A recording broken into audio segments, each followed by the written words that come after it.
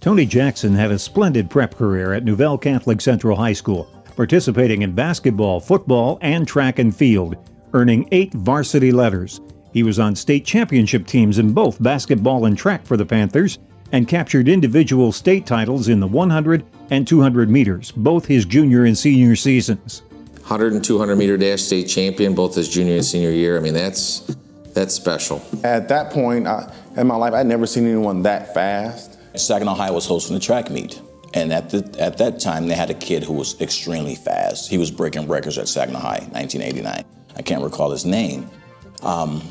So the talk of the week leading up to that meet was who's the fastest kid in Saginaw. Tony was breaking records, Saginaw High kid was breaking records. And during this particular meet, Sheldon was in third place behind Warren, but he caught and passed Warren. And for one moment, as he was approaching Tony, I thought he might catch Tony. And as I thought that, I remember Tony just taking a slight look to the left, and it was like he put it in overdrive. Tony ends up winning that race. And Nouvelle kids, we run out, we're high-fiving, we're jumping up and down and screaming, and Tony just shaking his head, and he looks up and he says, "We won." His top time in the 40-yard dash was a blistering 4.3 seconds and 10.7 in the 100-yard dash. However, Jackson was best known as an explosive running back in football, where he earned All-State and All-America honors. We were in the state semifinal game, and the game was fairly close. I remember he ran a kickoff back, and it was on the news that, I mean, he made a shift and made a guy move without even losing any speed. He was fast, he was shifty, hard to tackle, and I remember him taking some really good hits, bouncing up like nothing happened, and was ready for the next play. When he graduated in 1989, he held school records for career touchdowns with 75 and rushing yards with 4,649 in his 3 standout years. Back then, the weight room it was his sanctuary. He was in there constantly, and he was working hard, and it showed on the field. Very strong, yes he was. I mean, he was benching over 300 pounds, and this was as a junior.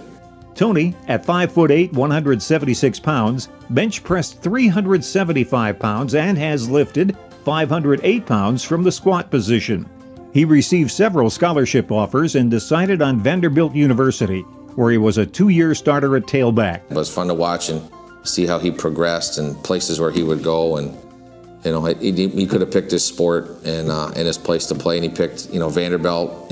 Probably not just for athletics, but the academics it offered, something he was interested in. He still lives down there. So. Jackson's career statistics include 1,532 rushing yards on 313 attempts. That's a 4.9 rushing average. He chalked up 7 rushing touchdowns, and his longest run was a 69-yarder against Duke in 1993.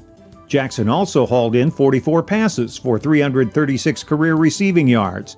He gained over 100 yards rushing 4 times, and his single-game rushing high was 128 yards against Navy in 1992. He twice led the Commodores in single-season rushing yards with 652 in 1992 and 607 in 1993.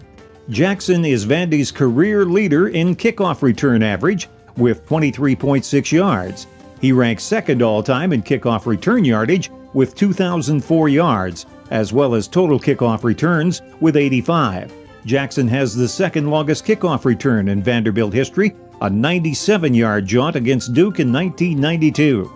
His 24.8-yard kickoff return average, also in 1992, is the second best ever by a Commodore football player. He also ran track for Vanderbilt and finished second in the NCAA in the 60-meter dash. Well, I've been following Tony on Facebook, and, Tony's very humble. And he's always posting something positive, and I just really appreciate, his career, what he's accomplished, and just how he looks at life. He played with the British Columbia Lions that won the Canadian Football League's Grey Cup Championship in 1994. He finished his professional career with the Saskatchewan Roughriders in 1995. He was our Barry Sanders. He was the guy that, You know, he was a quiet leader and who you looked up to. One of the top athletes I've had the experience to know. And I've known a lot of athletes, including my brothers who played in college ball and overseas. Tony was definitely one of the elite athletes in the area.